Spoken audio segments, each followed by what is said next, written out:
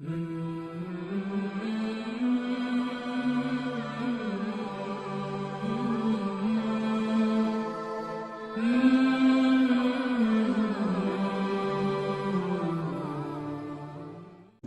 الله الرحمن الرحيم. الحمد لله نحمده ونستعينه ونستغفره ونؤمن به ونتوكل عليه ونعوذ بالله من شرور أنفسنا ومن سيئات أعمالنا. من يهده الله فلا مضل له ومن يضلله فلا هادي له ونشهد أن لا إله إلا الله وحده لا شريك له ونشهد أن سيدنا ومولانا محمدا عبده ورسوله. أما بعد، أعوذ بالله من الشيطان الرجيم. بسم الله الرحمن الرحيم. ومن أحسن قولا ممن دعا إلى الله وعمل صالحا وقال إنني من المسلمين. وقال تعالى: من عمل صالحا من ذكر أو أنثى وهو مؤمن فلنحيينه حياة طيبة ولنجزينهم أجرهم بأحسن ما كانوا يعملون.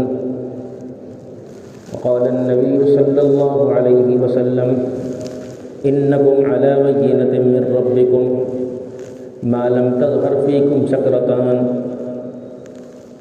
وأنتم تأمرون بالمعروف وتنهون عن المنكر وتجاهدون في سبيل الله فإذا ظهر فيكم حب الدنيا فلا تأمرون بالمعروف ولا تنهون عن المنكر ولا تجادلون في سبيل الله والقائلون يومئذ بالكتاب والسنة كالسابقين الأولين من المهاجرين والأنصار أو كما قال صلى الله عليه وسلم. صدق الله العظيم وصدق رسوله النبي الكريم ونحن على ذلك من الشاهدين والحمد لله رب العالمين.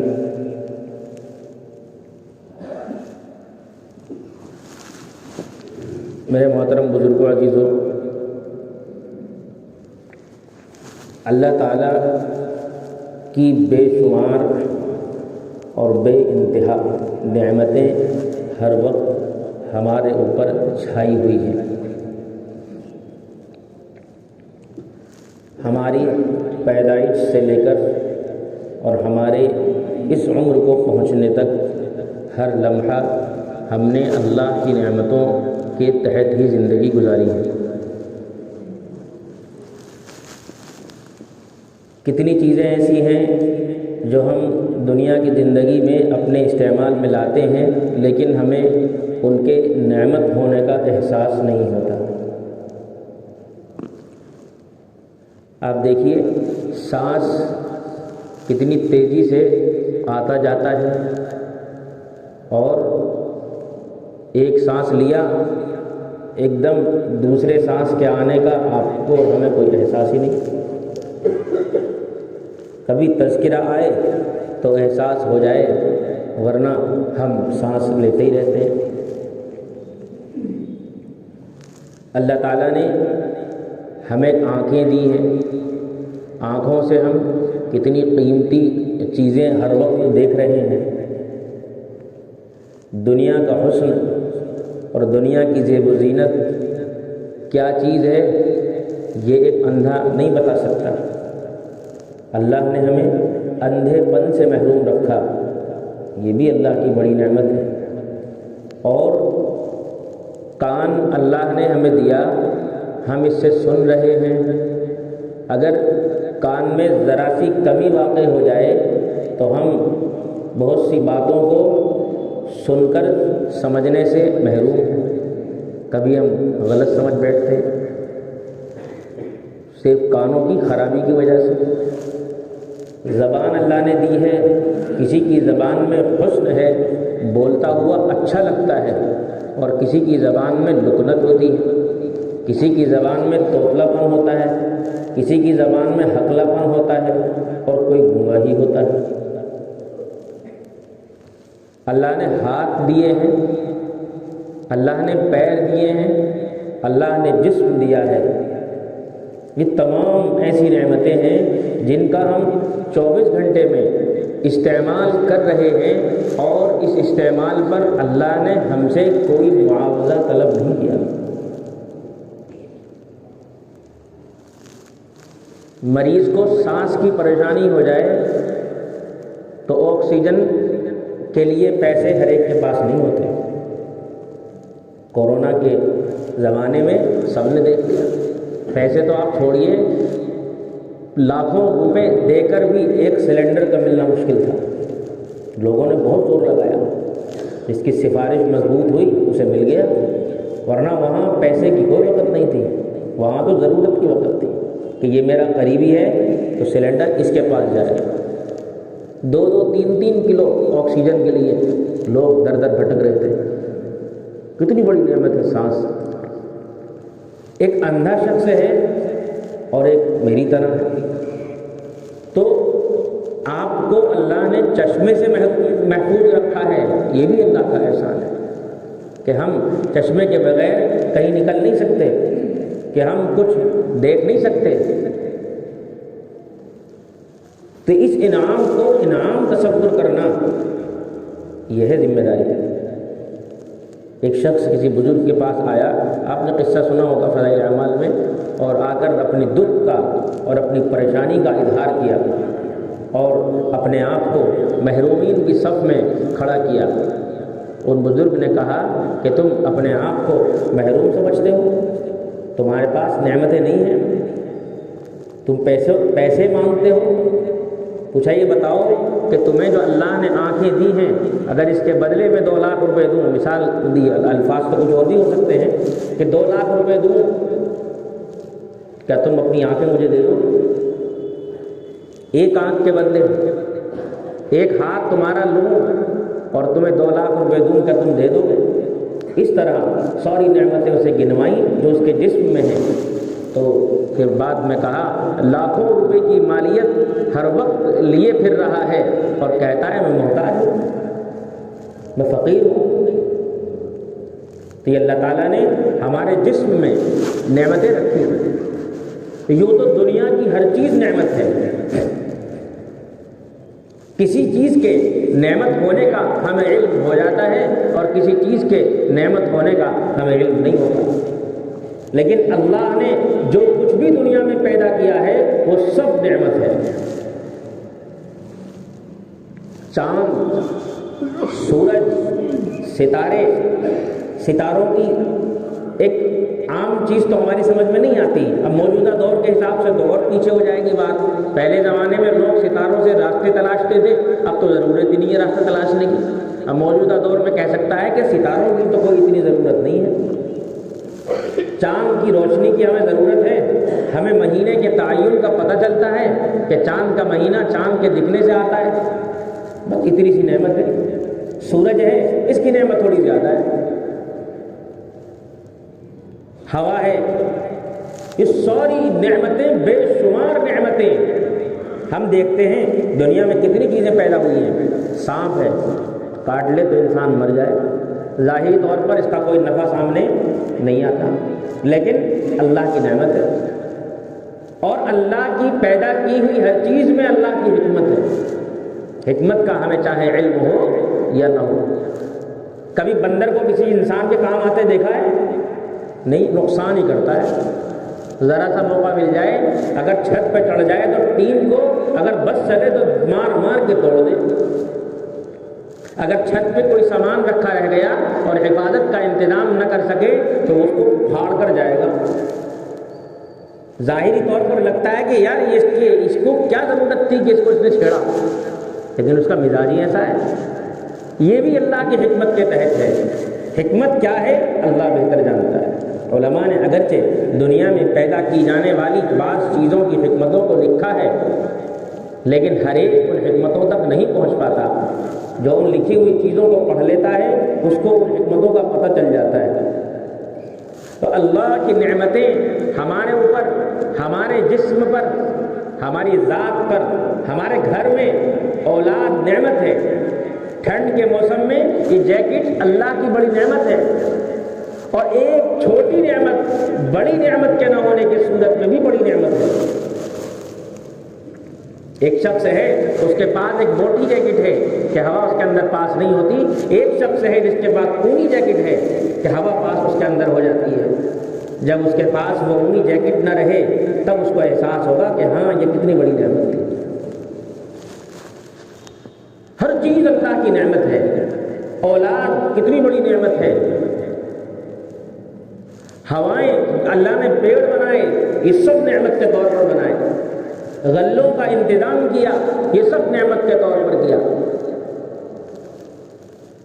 تو اللہ کی بے بہا بے شمار انگنت بے انتہا نعمتیں ہماری طرف ہر وقت متوجہ ہیں۔ ہم قدم اٹھا کر آگے چلنا چاہتے ہیں تو اللہ کی نعمت ہماری طرف متوجہ ہے کہ ہمارے قدم میں طاقت اللہ نے رکھی کہ ہم نے قدم آگے بڑھا دیا۔ ہمارا پچھلا اگلا قدم آگے پیچھے ہوتا ہے، ہمیں نعمت کا احساس نہیں ہوتا، لیکن ایک قدم کے مقابلے دوسرا قدم اور دوسرے قدم کے بعد تیسرا قدم، یہ سب کی سب اللہ کی نعمت ہے۔ میں بول رہا ہوں، بولنے کے دوران انسان کی زبان کتنی کتنی جگہوں پر پہنچتی ہے، تب جا کر الفاظ بنتے ہیں اور الفاظ کا ایک مجموعہ بنتا ہے، یہ بھی اللہ کی نعمت ہے۔ اگر اللہ نے بولنے کا سلیقہ نہ سکھایا ہوتا تو انسان بات کہنے پر قادر کیسے ہوتا؟ تو ایک طرف اللہ کی بے شمار نعمتیں ہماری طرف متوجہ ہیں اور دوسری طرف اللہ کے احکام ہماری طرف متوجہ ہیں۔ فرشتہ اعلان کرتا ہے، اٹھو غفلت سے دور بھاگو اور تم نے اپنے سروں پر جو آگ جلا رکھی ہے اس کو بجھاؤ اور نماز پڑھو۔ جب نماز کا وقت ہوتا ہے اللہ کا منادی اعلان کرتا ہے اور وہ ہمیں اس بات کی طرف متوجہ کرتا ہے کہ اب اللہ کا حکم تیری طرف متوجہ ہے، لہذا اللہ کی طرف چل اور عبادت میں مشغول ہو جا۔ تو دو چیزیں ہماری طرف متوجہ ہیں، ایک اللہ کی نعمت اور دوسرے اللہ کے احکام۔ اللہ کی نعمتوں میں ہم پر کیا تقاضا ہے؟ اللہ کا شکر گزار بننا، اللہ کا شکر گزار بننا۔ اور اللہ کے احکام میں ہمارے اوپر کیا تقاضا ہے کہ اپنے آپ کو ان احکام کا پابند بنانا۔ اللہ کی نعمتوں میں اللہ کا شکر کس طرح ادا کیا جائے؟ زبان سے ادا کیا جائے، دل سے ادا کیا جائے اور عمل سے ادا کیا جائے۔ زبان سے نعمت کا شکر کیسے ادا ہوگا؟ کہ ہم بیت الخلا جا رہے ہیں، بیت الخلا جانے سے پہلے ہم نے دعا پڑھی اور بیت الخلا سے آنے کے بعد ہم نے دعا پڑھی۔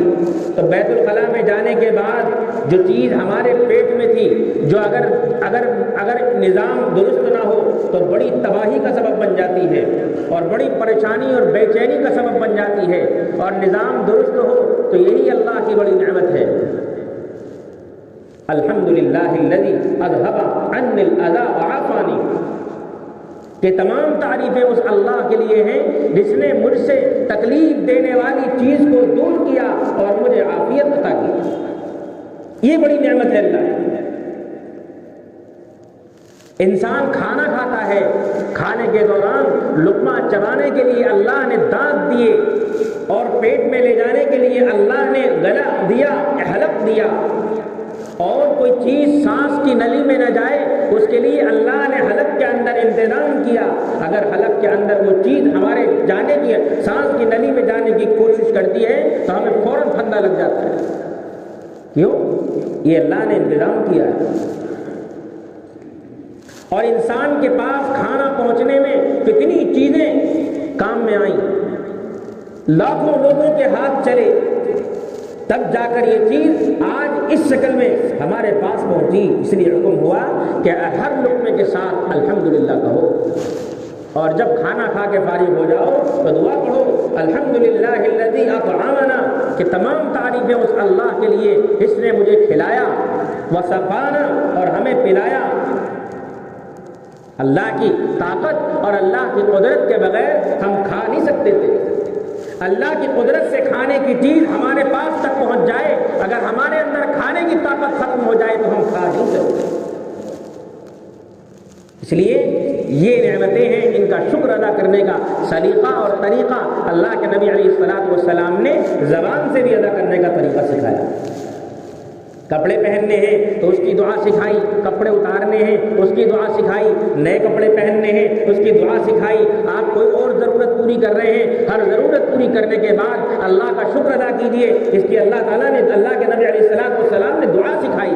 ان دعاؤں کا اہتمام کرنے والا بندہ زبان سے اللہ کا شکر ادا کرنے والا کہلائے گا۔ ایک تو یہ ہے کہ اللہ تیرا شکر، اللہ تیرا شکر، اور ایک ہے رسول اللہ صلی اللہ علیہ وسلم کی سکھائی ہوئی دعاؤں کا اہتمام کرنا۔ مولانا الیاس صاحب رحمۃ اللہ علیہ نے مسنون دعاؤں پر بہت زور دیا، انہوں نے ہی نہیں بلکہ انہوں نے بھی بہت زور دیا، علماء آج تک دیتے چلے آ رہے ہیں، صحابہ کے معمول میں یہ چیزیں داخل تھی۔ مولانا کا ملفوظ ہے کہ مسنون دعاؤں کا اہتمام کرو، کیونکہ مسنون دعاؤں نے قبولیت کے راستے دیکھے ہوئے ہیں۔ اس کی وجہ یہ ہے کہ رسول اللہ صلی اللہ علیہ وسلم نے جو دعا مانگی اللہ نے قبول فرمائی۔ آپ اللہ کے نبی کی دعا کو لے کر جو بھی مانگیں گے انشاءاللہ اللہ ہماری دعا کو بھی قبول فرمائے گا۔ اس لیے اپنی دعاؤں میں بھی مسنون دعاؤں کا اہتمام زیادہ سے زیادہ کرنا چاہیے۔ بزرگوں کے معمولات میں یہ چیز آپ نے اب بھی دیکھتے ہوں گے اور پہلے سے دیکھتے چلے آ رہے ہیں۔ مولانا یوسف صاحب رحمۃ اللہ علیہ کی دعا بھی لکھی ہوئی ہے، اور اس دعا میں ایک لمبی دعا عربی کی اور پھر اس کے بعد اردو۔ کیوں؟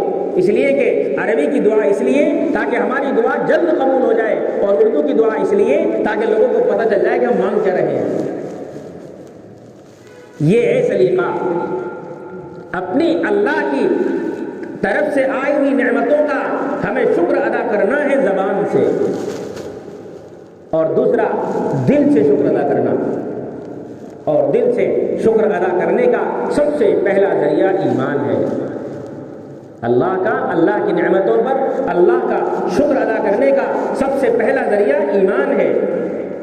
اگر کوئی شخص ایمان حاصل نہ کرے، ایمان قبول نہ کرے، تو اس کا کوئی عمل بھی اللہ کی نگاہ میں قبول نہیں ہے۔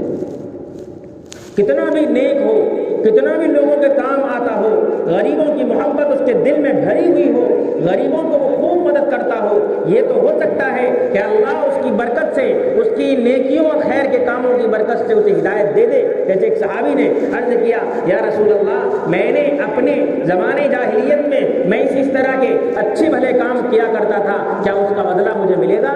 تو آپ نے فرمایا، انہی کے بدلے میں جو تم مسلمان ہوئے ہو۔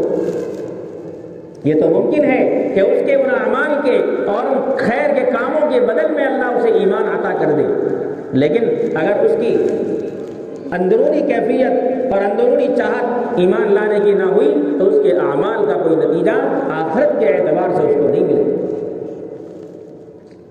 اور پھر دل سے شکر یہ بھی ہے کہ کوئی کام دنیا میں وجود میں آیا، ہم نے کسی کام کے کرنے کا ارادہ کیا اور وہ کام ہماری مرضی کے مطابق نہ ہوا، تو اس پر بھی اللہ کا شکر۔ کیوں؟ اس لیے کہ اللہ کی حکمت یہی ہے۔ حضرت علی رضی اللہ عنہ نے فرمایا تھا، عرفت ربی بفسخ العزائم، کہ میں نے اپنے ارادوں کے ٹوٹنے سے اللہ کو پہچانا۔ میں نے ایک کام کا پختہ ارادہ کر لیا اور میں سارے اسباب اس کے لیے میں نے اکٹھے کر دیے، لیکن پھر بھی میرا کام نہ ہو سکا۔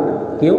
کیونکہ اللہ کا ارادہ نہیں تھا۔ دنیا کا ہر کام اللہ کی مشیت کے تابع ہے، یہاں تک اللہ کے نبی علیہ السلام نے فرمایا، آپ نے ایک کام کرنے کا ارادہ کیا اور وہ کام آپ نے کر لیا، لیکن کام کا طریقہ تھوڑا مختلف ہو گیا اور اس طریقے کے مختلف ہونے کی وجہ سے کام میں نقصان ہو گیا۔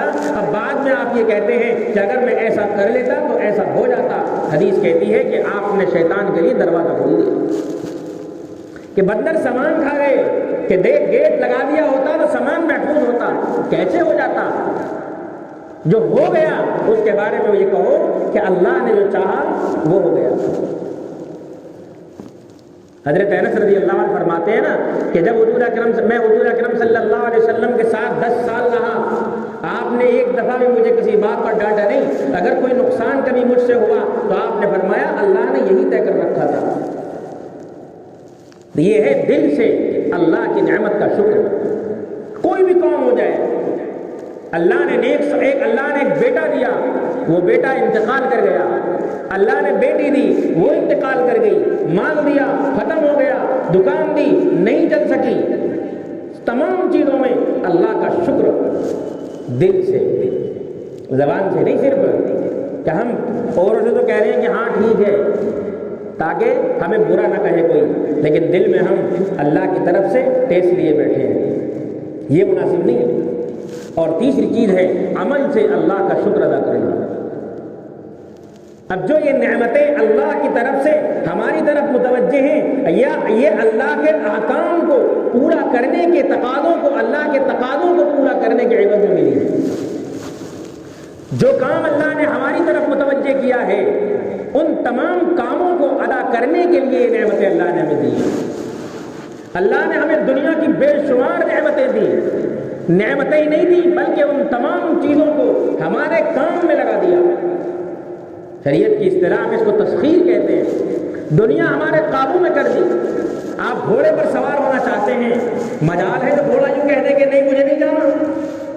آپ سواری پر سوار ہونا چاہتے ہیں، مجال ہے تو سواری یوں کہہ دے کہ مجھے نہیں جانا۔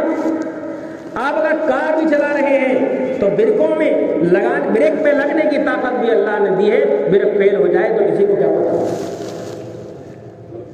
سامنے والا کوئی ہمارے اوپر آ جائے ہمیں کیا خبر ہے، سامنے والے کی ٹکر سے ہم محفوظ ہو گئے، یہ بھی اللہ کا احسان ہے۔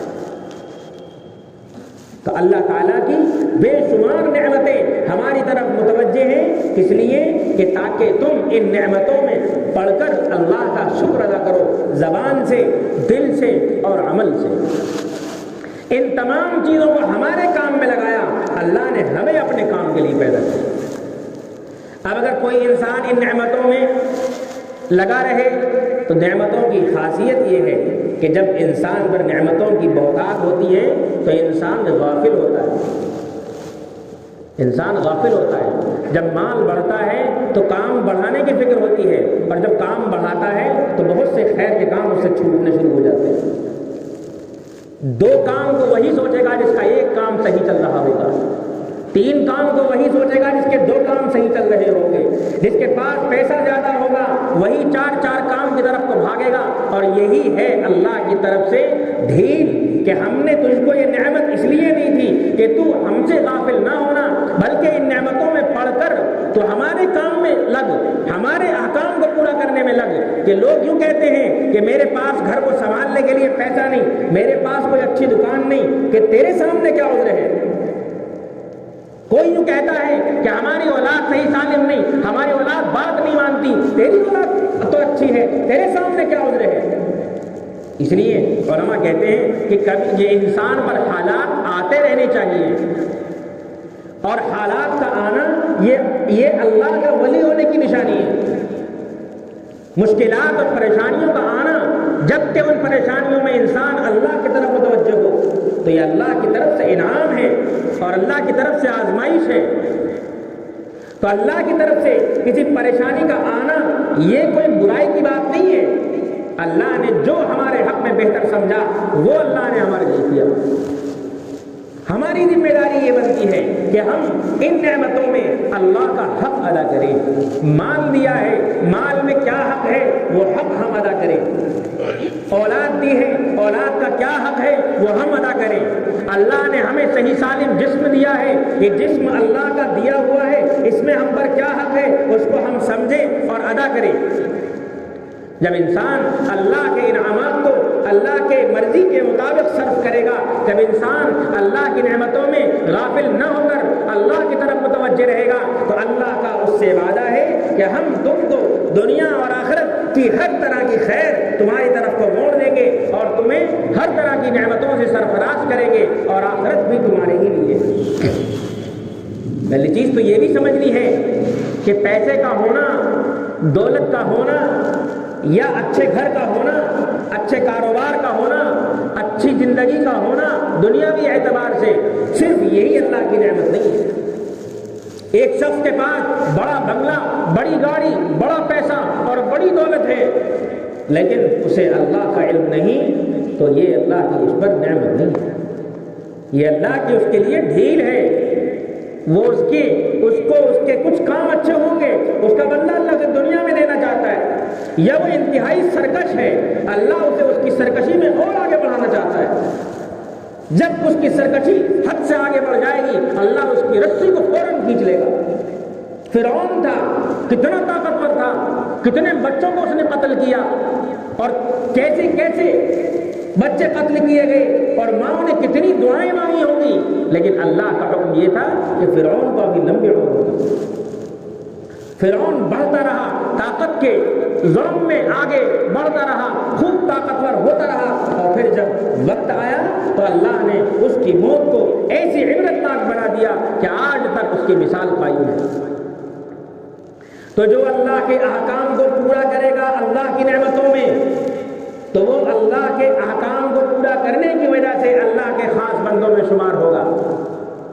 پچھلی قوموں کے واقعات اللہ نے محض واقعات کے طور پر نہیں سنائے، بلکہ اس لیے سنائے کہ دیکھو یہ نعمتیں ہم نے انہیں بھی دی تھیں، یہ نعمتیں تمہیں بھی دی ہیں، اور یہ کام انہیں بھی دیے تھے، یہ کام تمہیں بھی دیے ہیں۔ انہوں نے ان نعمتوں میں رہ کر غفلت اختیار کی اور ہمارے احکام کو توڑ دیا، تو ہم نے ان کی پکڑ کی، اور ایسی پکڑ کی کہ قیامت تک کے لیے قرآن میں نازل کر دیا اور لوگوں کے لیے عبرت کا سامان اسے بنا دیا۔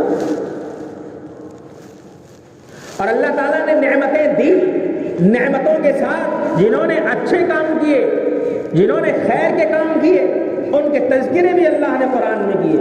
حضرت داؤد علیہ السلام کو اللہ نے بادشاہت عطا کی، حضرت سلیمان علیہ السلام کو اللہ نے ساری دنیا کی ہر مخلوق پر بادشاہت عطا کی، حضرت یوسف علیہ السلام کو اللہ نے حاکم بنایا، اور انہیں حاکم کیوں بنایا؟ یہ دکھانے کے لیے کہ دنیا کی جو بھی ذمہ داری تم پر آئے، اگر اس ذمہ داری کو اللہ کی مرضی کے مطابق پورا کرو گے تو وہ مال، وہ دولت، وہ حکومت، وہ بادشاہت، وہ کوئی بھی چیز دنیا کی ہے، وہ تمہارے لیے کبھی بھی نقصان کا باعث نہیں ہو سکتی۔ ورنہ تو غریب آدمی بھی بیکار ہے۔ سب سے برا ہے وہ انسان کہ جس کے پاس کھانے کو بھی نہ ہو اور جس کے پاس دین بھی نہ ہو۔ سب سے برا ہے وہ انسان۔ ایسے بے شمار لوگ ہاں ملیں گے کہ جن کے پاس ضروریات پوری کرنے کے اسباب نہیں ہیں، کہ جن کے پاس اپنی خواہشات کو چھوڑ دیں، اپنے کھانے، اپنے پہننے، ٹھنڈ میں لحاف اوڑھنے، بچوں کو کپڑے پہنانے کے لیے ان کے پاس پیسے نہیں ہیں، اور اس کے لیے وہ پریشان رہتے ہیں، کام بھی کرتے ہیں لیکن پریشان رہتے ہیں۔ اس کے باوجود فلم دیکھنے کے لیے ٹی وی ان کے گھر میں ہے، موبائل میں ریچارج کرنے کے لیے ان کے پاس پیسے ہیں، اپنی ان دنیاوی خواہشوں کو پورا کرنے کے وہ سارے کام کرتے ہیں۔ یہ سب سے بدترین مخلوق، سب سے برے لوگ ہیں یہ، کہ جن کے پاس دین میں نہ ہو، دنیا بھی نہ ہو۔ ان سے کہا جائے گا کہ چلو مالداروں کے پاس تو گمراہ کرنے کے لیے مال تھا، مالداروں کے پاس تو غفلت میں ڈالنے کے لیے مال، ان کا گھر، ان کے بنگلے، ان کے کاروبار تھے، تمہیں کس چیز نے غفلت میں ڈالا؟ ان سے کہا جائے گا ایک شخص کے پاس مال ہے، بہت مال ہے، اور وہ اس مال میں اللہ کی نام پر اور اللہ کے احکام پر خرچ کرتا ہے، تو وہ اللہ کی نگاہوں میں غریب دینداروں سے زیادہ پسندیدہ ہے۔ اب دیکھیے حضرات صحابہ، مہاجرین اور انصار دو طبقے ہیں۔ مہاجرین کا طبقہ غریبوں میں آتا ہے اور انصار کا طبقہ مالداروں میں آتا ہے۔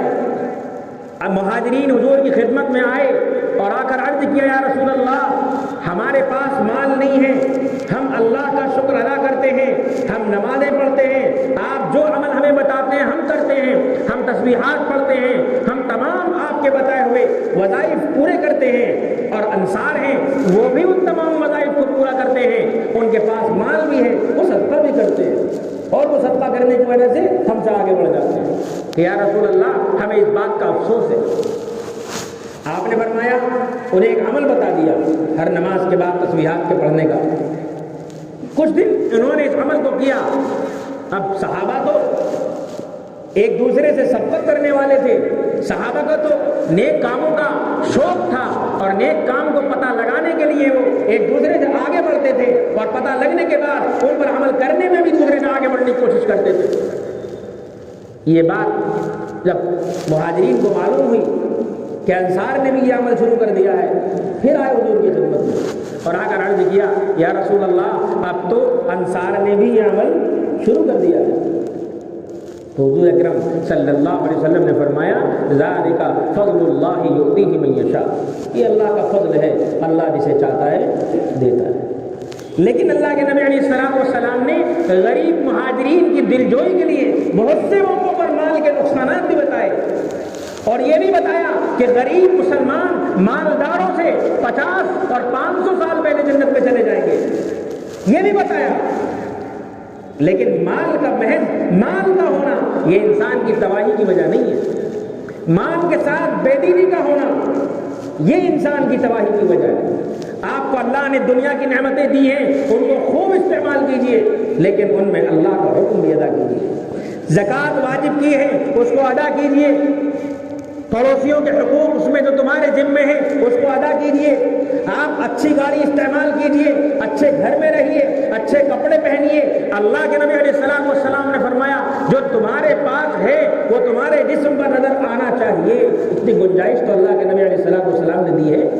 ایک صحابی ذرا بوسیدہ کپڑوں میں آ گئے تھے تو حضور نے ان سے دریافت فرمایا کیا تمہارے پاس اس سے اچھے کپڑے نہیں ہیں؟ کہا ہاں ہیں۔ تو آپ نے فرمایا کہ تمہارے پاس ہے وہ تمہارے جسم پہ نظر آنا چاہیے۔ اگر مال کا دکھاوا اور مال کا جسم پر چڑھنا ہماری تکبر کا اور ہمارے فخر کا اور ریا کا سبب بنتا ہے تو پھر یہ مال ہمارے لیے تباہی ہے، پھر اس سے دور بھاگنا ہی بہتر ہے۔ اس لیے میرے عزیز و بزرگوں، اللہ کی نعمتوں کو، اللہ نے جو ہمیں نعمتیں دی ہیں یہ ہمیں اللہ نے اپنے احکام کو پورا کرنے کے عوض میں دی ہیں۔ اللہ چاہتا ہے کہ ہم اللہ کے احکام کو پورا کریں، اس لیے اللہ تعالیٰ نے ہمیں نعمتیں دی ہیں کہ نعمتوں کو ہم نے تمہارے لیے مسخر کر دیا ہے، تمہارا کام یہ ہے کہ ہمارے احکام کو پورا کرو۔ احکام میں پہلی چیز اللہ نے ہمارے ذمہ ایمان رکھا ہے۔ اگر ایمان کیا ہے؟ ایمان ہے اللہ کے احکام کو اور اللہ کی طرف سے بتائی ہوئی باتوں کو اللہ کے نبی علیہ السلام کے بھروسے قبول کر لینا۔ اللہ تعالیٰ نے آخرت کی، غیب کی، جنت سے متعلق، دوزخ سے متعلق اور قیامت سے متعلق، حشر و نشر سے متعلق، فرشتوں سے متعلق یا اور بھی جتنی چیزیں غیب کی ہیں ان تمام چیزوں سے متعلق اپنے نبی کی زبان سے جو کچھ ہمیں بتایا ہے اس تمام پر نبی پر اعتماد کرتے ہوئے بھروسہ کر لینا یہی ایمان ہے۔ نبی علیہ السلام نے جو کچھ اللہ نے اپنے نبی کو سمجھایا وہ سب ہم تک پہنچایا۔ ایمان کیا ہے؟ کہ اللہ کا حکم، پہلا کہ اللہ ایک ہے اور اس کے علاوہ اللہ کے سوا کوئی معبود نہیں۔ رزق دینے کے کتنے نام ہیں اللہ کے، ان تمام ناموں میں دنیاوی اعتبار سے ہم بھی شریک ہو سکتے ہیں، لیکن جو فی نفس ہی شریک ہے وہ صرف اللہ ہے، اور اللہ کی طاقت کے اعتبار سے اللہ کا کوئی شریک نہیں، اللہ کا کوئی شریک نہیں۔ اللہ کو جو قدرت حاصل ہے، اللہ جیسا رب ہے، اللہ کی ربوبیت میں کوئی شریک نہیں۔ اللہ اکیلا اور یکتا ہے، اس کی کسی طرح کی قدرت میں بھی دوسرا کوئی شریک نہیں۔ اگر کوئی اللہ کی صفت میں اللہ کے ساتھ کسی کو شریک مانتا ہے، باپ بھی کماتا ہے اور اللہ کمانے کی طاقت دیتا ہے، کھیتی سے ہمیں غلہ ملتا ہے، کھیتی میں غلہ اگانے کی طاقت اللہ پیدا کرتا ہے اور غلہ کھیتی سے اللہ اگاتا ہے، تو ہم کھیتی کو ذریعہ تو مانیں گے لیکن ہم یہ نہیں کہیں گے کہ اگر کھیت نہ ہوتا تو اللہ ہمیں رزق کہاں سے دیتا۔ نہیں، اللہ کا طریقہ، اللہ کا نظام، اللہ کی عادت، اللہ کی قدرت اور اللہ کی فطرت یہی ہے کہ زمین میں غلہ لگے گا تو کھیتی اگے گی اور ہمیں گیہوں، چاول اور دیگر چیزیں ملیں گی، لیکن اللہ ان کا محتاج نہیں ہے۔ ہمیں کھانے کے لیے کچھ کرنا پڑے گا، اللہ کی اس بنائی ہوئی اس دنیا کا نظام یہی ہے، لیکن کرے بغیر اللہ ہمیں نہیں دے سکتا، یہ غلط ہے۔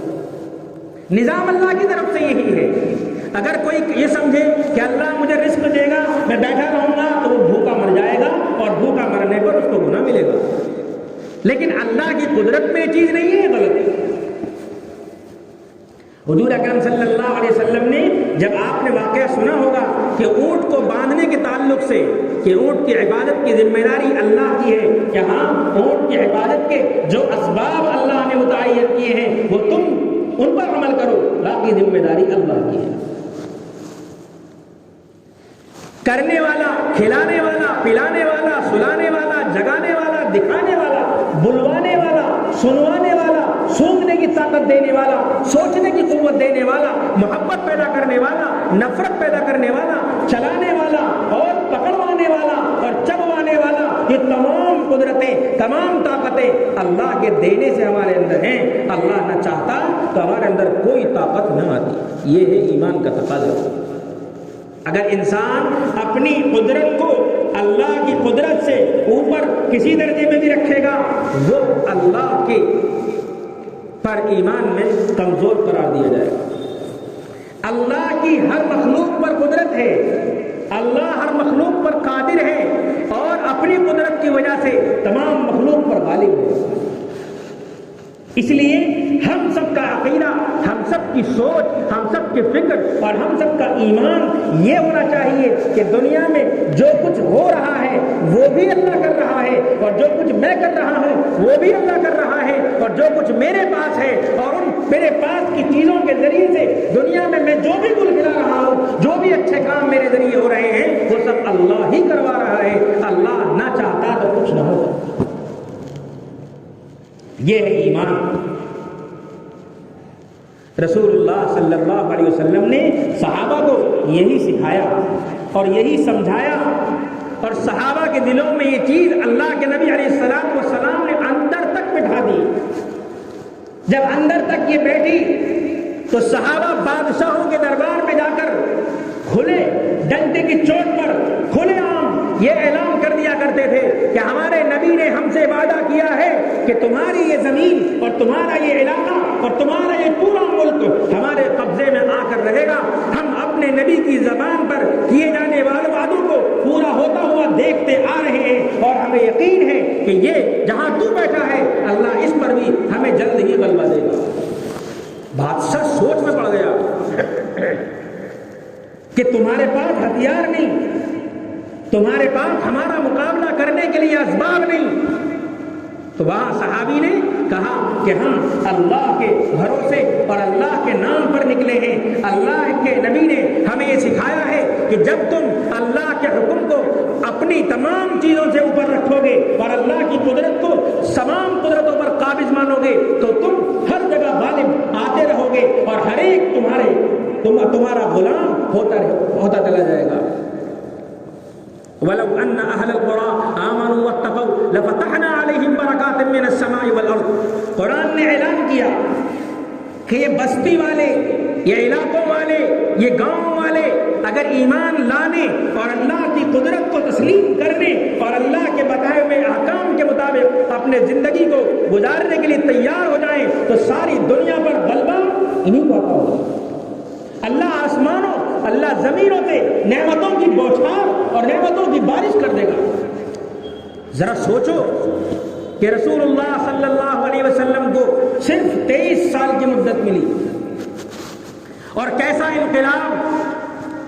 حضور اکرم صلی اللہ علیہ وسلم کی آمد سے پہلے مکہ مکرمہ کے کیا حالات تھے، اس کو اگر سمجھنا ہے تو مولانا علی میاں ندوی کی ایک کتاب ہے جس کو انسانی دنیا پر مسلمانوں کے عروج و زوال کا اثر، یہ کتاب ہے۔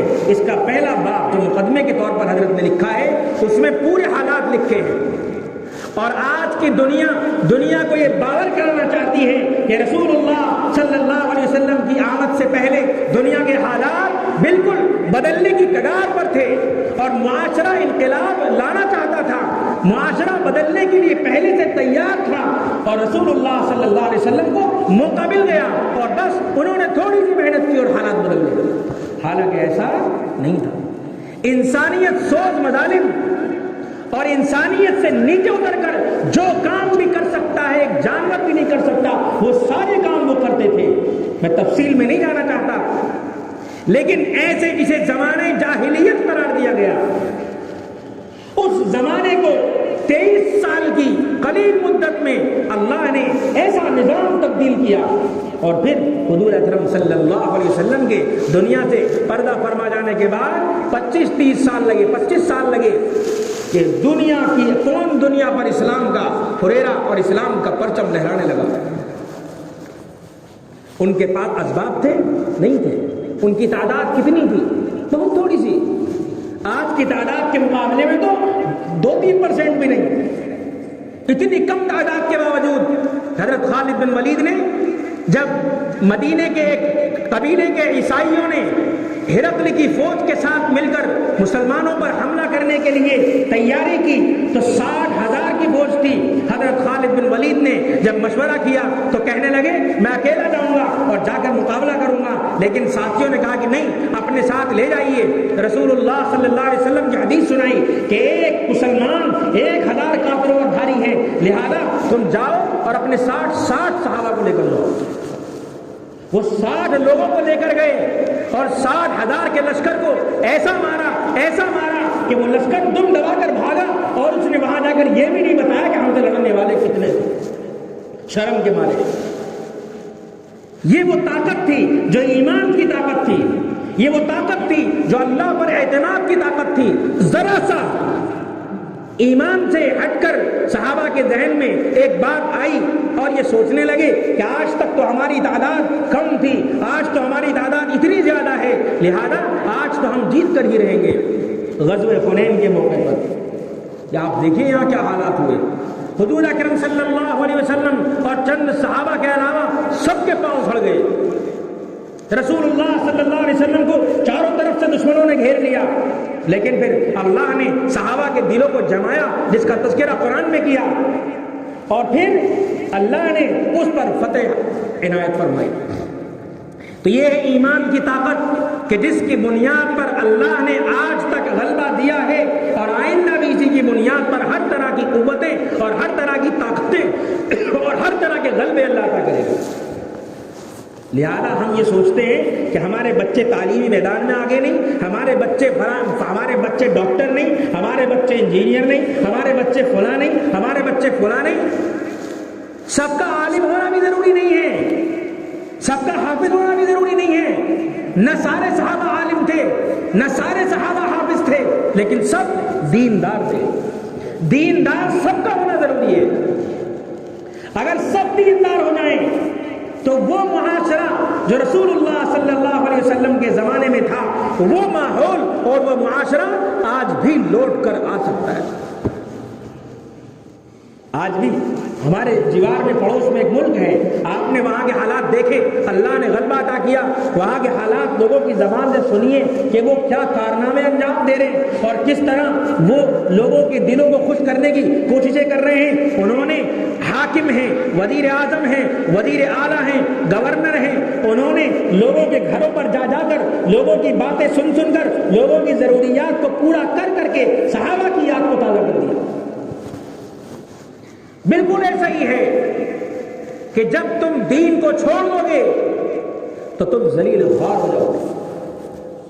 حضرت عمر بن عبدالعزیز، حضرت عمر رضی اللہ عنہ مصر آئے، راستے میں ایک دریا تھا، دریا پار کرنا تھا.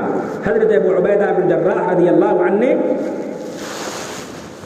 وہاں حضرت عمر رضی اللہ عنہ جب دریا پار کرنے کے لیے ارادہ کیا تو انہوں نے اپنے چپل، جو جوتے، جو بھی چیز ہو، اس کو اور اپنے تھیلے کو اپنے عصا میں کر کے کندھے پر ٹانگ لیا.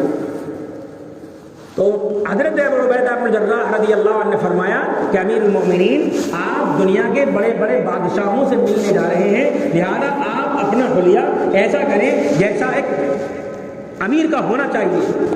حضرت عمر رضی اللہ عنہ کا چہرہ بدل گیا اور فوراً فرمایا ابو عبیدہ، تمہارے علاوہ کوئی یہ بات اگر کہتا تو میں نشان عبرت اس کو بنا دیتا. تم کیا سمجھتے ہو ہمارے حالات یہاں سے چلتے ہیں؟ ہمارے حالات آسمان سے چلتے ہیں. آسمان والا جو فیصلہ کرتا ہے دنیا میں ہمارے تعلق سے وہ فیصلہ نافذ ہوتا ہے. اس لیے ایک بزرگ نے فرمایا تھا کہ اللہ کے دین کو اللہ تعالیٰ نے تمہیں اس دین کے بدلے سے عزت عطا کی ہے. اعزکم اللہ بالاسلام، کہ اسلام کی بنیاد پر اللہ نے تمہیں عزت دی ہے. تم ننگے بدن تھے، تم سب سے کم تعداد تھے، تمہارے پاس پہننے کو کپڑے نہیں تھے، تمہاری حالت ایسی تھی کہ دنیا کی حکومتیں تمہیں قبول کرنے تیار نہیں تھی، اور تمہیں اللہ نے اسلام کے ذریعے عزت بخشی. فَمَهْمَا تَطْلُبُ الْعِزَّةَ بِغَيْرِهِ يُذِلُّكُمُ اللَّهُ، کہ جب بھی تم اللہ کو چھوڑ کر عزت طلب کرو گے اللہ ذلیل کر دے گا. آج ہمارا حال یہی ہے. ہم کون سا کام دنیا میں کرنے کی کوشش نہیں کر رہے. ہم نہیں کر رہے تو دین پر عمل نہیں کر رہے. میرا کام بھی بیٹھ کر بولنا ہو گیا، میرے گھر پر اگر نگاہ ڈالی جائے تو میں ختم ہوں۔ بولنے والا بول رہا ہے لیکن اس بولنے والے کی بات دل میں نہیں اتر رہی۔ وجہ اس کی کیا ہے؟ وجہ اس کی یہ ہے کہ بولنے والا یہ سوچ رہا ہے کہ میں سامنے والوں کی ہدایت کے لیے بات کر رہا ہوں، اور سننے والے یہ سوچ رہے ہیں کہ جو بیٹھے ہیں نا ان کے لیے بات ہو رہی ہے، میرے لیے بات نہیں ہو رہی۔ حالانکہ ہر ایک شخص اگر اپنے گھر کی فکر کر لے اوروں کی فکر کرنے سے زیادہ، ایسا نہیں ہے کہ اپنے گھر کی فکر میں اوروں کی فکر کو چھوڑ دے، لیکن ایسا بھی نہیں ہے کہ اوروں کی فکر کے چکر میں اپنے گھر کی فکر کو چھوڑ دے۔ گھر کی فکر کی ذمہ داری ہے، ہر ایک اپنے معاشرے کو بنائے گا، ہر ایک اپنے معاشرے میں تبدیلی لائے گا، ہر ایک اپنے آپ کو محنت میں لگائے گا، ہر ایک اپنے بچوں کی فکر کرے گا، اپنی اولاد کی فکر کرے گا، اپنے بھائی کی فکر کرے گا۔ جب ہر ایک اپنے گھر کی فکر کرے گا تو معاشرہ اپنے آپ ہی سدھرتا چلا جائے گا۔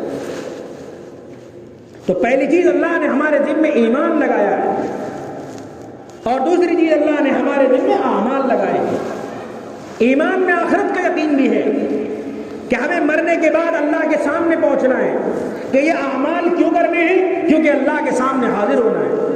ہمیں نمازیں کیوں پڑھنی ہیں؟ کیونکہ اللہ ہم سے اس بارے میں پوچھے گا کہ دنیا میں نے تمہارے کام میں لگائی تھی، تمہیں تو میں نے اپنے لیے پیدا کیا تھا، تو تم نے میرے حکم کو پورا کرنے کے لیے کیا کیا؟ یہ اللہ پوچھے گا۔ ہم ہوں گے اور اللہ ہوگا اور پوری مخلوق ہوگی۔ ہو سکتا ہے اللہ خاص کرم کرے اور اکیلے میں ہمارا حساب کتاب لے، اللہ ہم سب کو حساب کی سختی سے بچائے، لیکن اگر حساب کا معاملہ سخت ہو گیا، حضور اکرم صلی اللہ علیہ وسلم نے فرمایا کہ جس سے حساب کے بارے میں پوچھ گچھ کر لی گئی ہلاک ہو گیا۔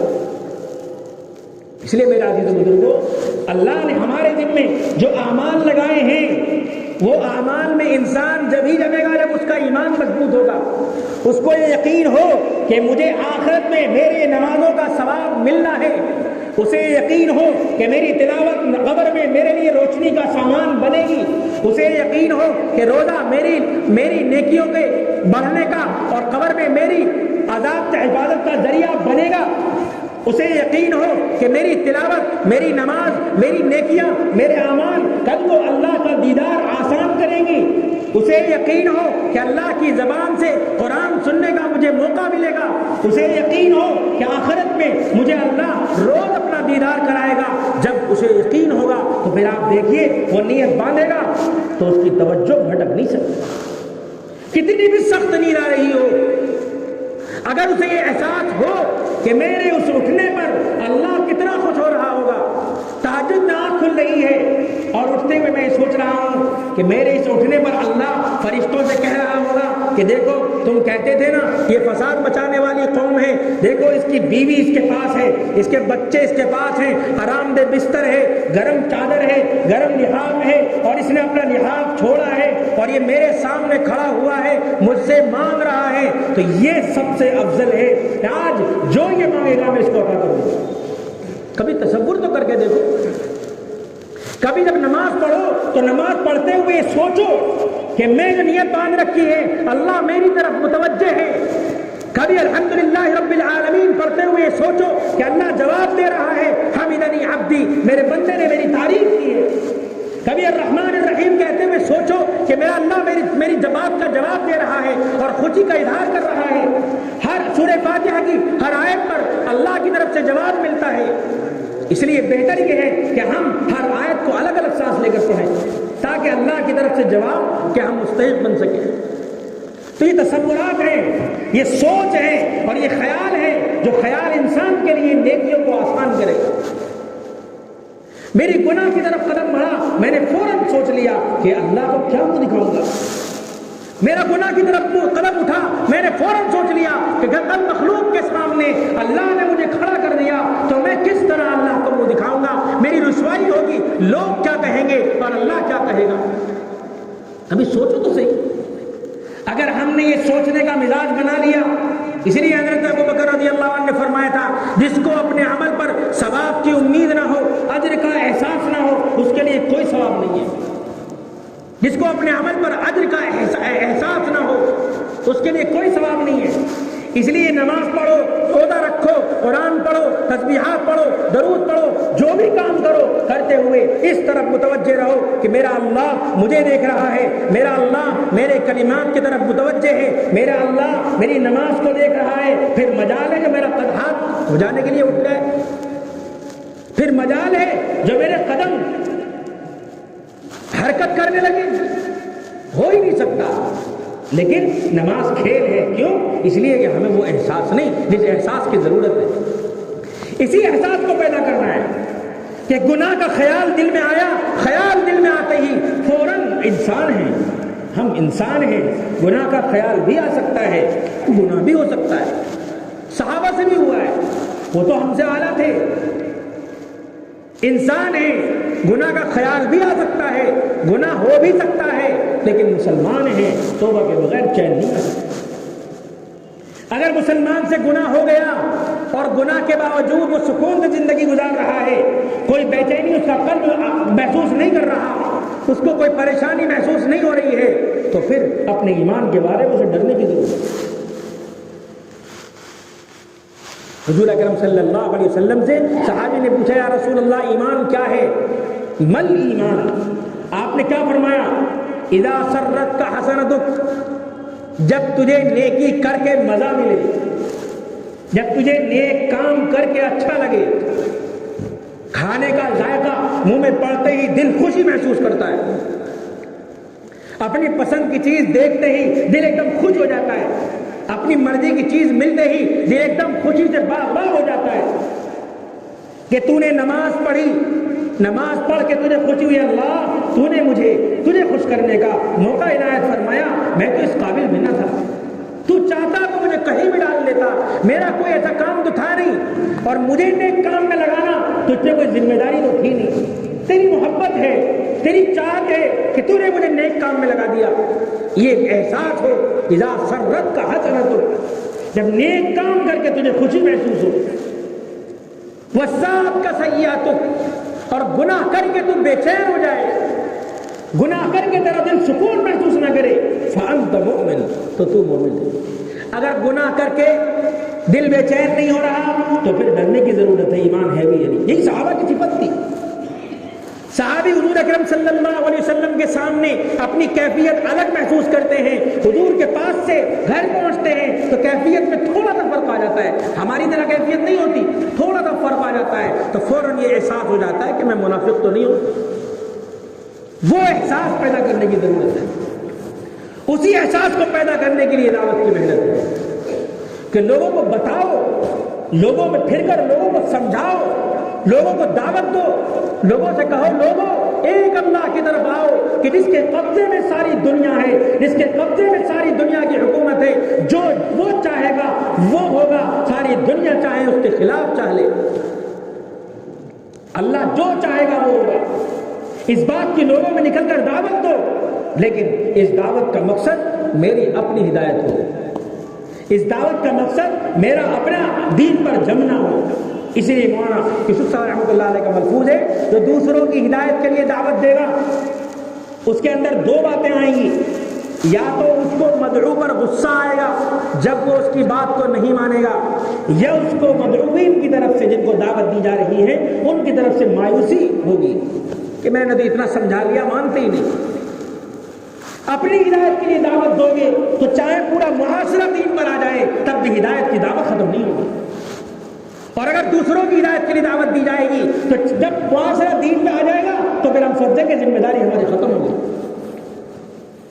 اس لیے میرے عزیز و بزرگوں، تذکیر جسے کہتے ہیں، اپنے اندر اللہ کے حکموں کو پورا کرنے کا احساس پیدا کرنا، اللہ کے انعامات اور اللہ کے وعدوں پر یقین کو دل میں اتارنا، اس کے لیے تذکیر اور بار بار دعوت دینا، بار بار نصیحت کرنا، بار بار سمجھانا، بار بار بتانا یہ ضروری ہے۔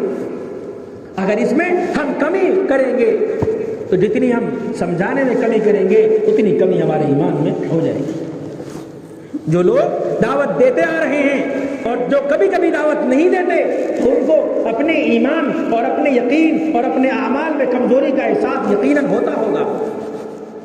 اس لیے میرے عزیز و بزرگوں، ہم سب کی ذمہ داری ہے کہ مقامی طور پر بھی، عمومی طور پر بھی، عالمی ماحول میں بھی اور ہندوستان کے ماحول میں بھی اور ضلع کے اعتبار سے بھی ہم اپنے اوپر دین کی خدمت کے تعلق سے آنے والی ذمہ داریوں کو ہم ادا کرنے کا عزم کریں، اور ہم اس بات کی اپنے مال، اپنی جائیداد، اپنے گھر بار، اپنے بیوی بچے سب کو اللہ کے نام پر چھوڑ کر، ان کو سمجھا کر، ان کو فضیلت سنا کر ہم اللہ کے دین پر اپنے آپ کو لگانے کی کوشش شروع کریں۔ لیکن چیز یہ ہے کہ زبردستی نہیں کرنی، اپنے بچوں سے، اپنی بیوی سے، اپنے گھر میں زبردستی نہیں کرنی۔ اس کا آسان طریقہ کیا ہے؟ اس کا آسان طریقہ یہ ہے کہ ان کے سامنے تعلیم ہوتی رہے، ان کو اجتماعات میں شرکت ہوتی رہے۔ جب ان کی اجتماعات میں شرکت ہوتی رہے گی تو ان کا خود ذہن بنے گا قربانی دینے کے لیے، ان کا خود ذہن بنے گا اللہ کے رام پر نکالنے کے لیے۔ تو اس لیے ہم اس بات کی کوشش کریں، اگر کسی کے گھر کے اسباب، حالات مناسب نہیں ہیں، یہ ذمہ داریاں زیادہ ہیں، تو اگر ان ذمہ داریوں کو تقسیم کر سکتے ہوں تو ان کو ہم تقسیم کر کے ہم اللہ کے نام پر اللہ کے دین کو سربلند کرنے کے لیے اور اپنے دلوں میں اللہ کی عظمت کو بٹھانے کے لیے ہم اپنے وقت کو فارغ کریں انشاءاللہ۔ ارادہ کرتے ہیں نا سب انشاءاللہ۔